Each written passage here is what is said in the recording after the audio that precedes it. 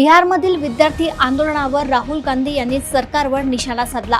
विद्यार्थ्यांवर गोळीबार, अटक आणि एफआयआर झाल्याचा आरोप त्यांनी केला। धर्मेंद्र प्रधान संसदेत पोहोचतात विरोधकांनी जोरदार घोषणाबाजी केली। शिक्षणाच्या मुद्द्यावर संसद परिसरात वातावरण तापले। मंत्री हसन मुश्रीफ यांनी गोकुळ दूध संघाची निवडणूक लढवणार नसल्याचे स्पष्ट केले। यामुळे गेल्या काही दिवसांपासून सुरू असलेल्या चर्चांना पूर्णविराम मिळाला। नांदूर माध्यमेश्वर धरणातून गोदावरी नदीत पाण्याचा विसर्ग वाढविण्यात आला।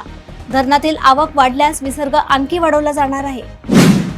मेळघाटातील 4 आश्रमशाळेतील विद्यार्थ्यांची प्रकृती सध्या स्थिर आहे। पालकांनी अफवांवर विश्वास ठेवू नये असे प्रशासनाचे आवाहन। SIR मोहिमेमुळे अंतिम मतदार यादी जाहीर करण्यास स्थगिती देण्यात आली। यामुळे ग्रामपंचायत निवडणुका पुढे ढकलल्या जाण्याची शक्यता आहे। जळगाव जिल्ह्यात 180 दिवसात 443 आत्महत्याची नोंद झाली आहे। व्यसनाधीनता आणि कर्जबाजारीपणा ही प्रमुख कारणे समोर आली आहे। मलकापूरमधील कंपनीच्या संचालकांची 45 लाखांची फसवणूक झाल्याची तक्रार आहे। कर्ज मिळवून देण्याच्या आमिषाने ही फसवणूक झाल्याचा आरोप करण्यात आला।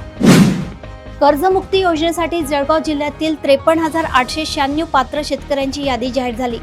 सहकारी बँक आणि संस्थांकडून ही यादी प्रशासनाला प्राप्त झाली। कर्जमाफीच्या यादीत नाव नसल्याने मानसिक तणावात गेलेल्या यवतमाळातील शेतकरी राजू चुडुक्के यांनी विषप्राशन करून आत्महत्या केली। या घटनेनंतर कर्जबाजारी शेतकऱ्यांच्या समस्यांकडे पुन्हा एकदा लक्ष वेधले गेले असून पोलिसांनी तपास सुरू केला आहे। प्रदेशातील अशाच घडामोडी मी आपल्यापर्यंत घेऊन येतच राहणार। तोपर्यंत बघत राहा देशोन्नती। नमस्कार।